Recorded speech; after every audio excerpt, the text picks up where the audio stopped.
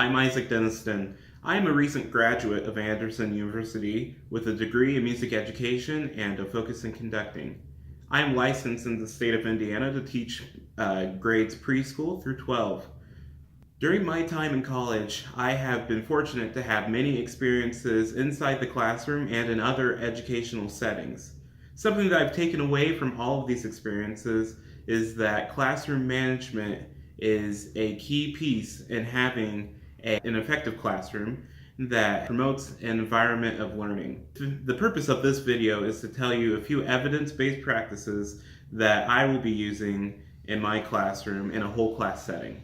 The first one I would like to go over is setting. The classroom setting or the classroom environment is one that needs to promote learning. My classroom will have the ability for me to walk around the classroom and be accessible to students and have students be accessible to me. It will also help promote supervision, which I will go into in a second.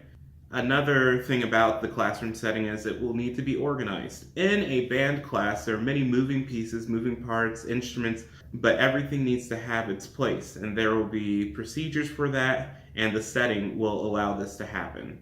One last thing about the setting is it will need to be flexible. There are many different things that can happen in a band class, as in marching band, or also concert band, and the chairs will either need to be away or we need to just have stands out. And so the classroom space, my classroom will have a flexible space so that all of these events can happen. Like I said, supervision is another evidence-based practice that I will be using. I will use active supervision and proximity. This setting will allow for this. And this is something that's actually a little bit harder for music teachers, at least in my experiences. It seems to be a little bit easier to stay up on the podium and to do all instruction from there. But in my classroom, the setting will allow for me to walk through different walkways and get to different focal points for instructions. The other thing about supervision is there will be times where the students will go off into sectionals. But in my classroom, the procedures will be clearly stated of telling the students what are the expectations during that time. And also the setting of the classroom will allow for me to still keep an eye on those students even if they're not being worked with. Setting and supervision will allow me to manage the classroom without taking away from instructional/rehearsal time. The last evidence-based practice I would like to go through is routines. I'm a firm believer in that one of our number one jobs as teachers is to be a consistent part of a student's life.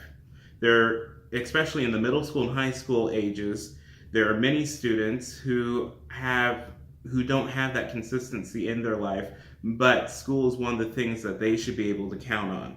So with that, my students will know the procedures and the expectations of what to do when they first step foot into the classroom at the beginning of the day.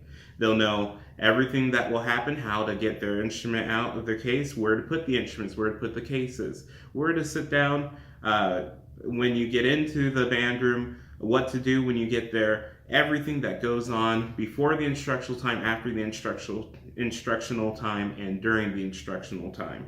So through setting, supervision, and routine, and many other evidence-based practices, I believe this will set up for great classroom management in the classroom. And as I said at the beginning of the video, I believe that classroom management is key to an effective classroom.